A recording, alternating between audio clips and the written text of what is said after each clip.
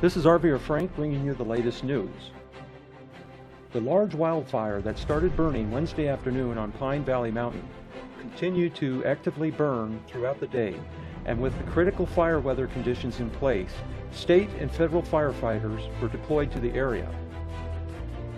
Fire crews and resources committed to the fire include 8 fire engines, 6 hand crews, 3 heavy air tankers, 2 heli-tankers, 2 helicopters, 4 single-engine air tankers, and 2 air attack platforms.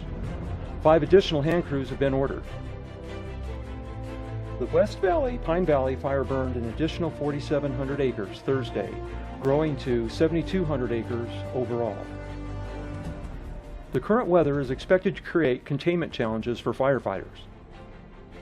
The fire will be mapped as soon as the wind allows for safe helicopter use for a more accurate size and perimeter. Stay tuned for more updates on the West Valley, Pine Valley fire.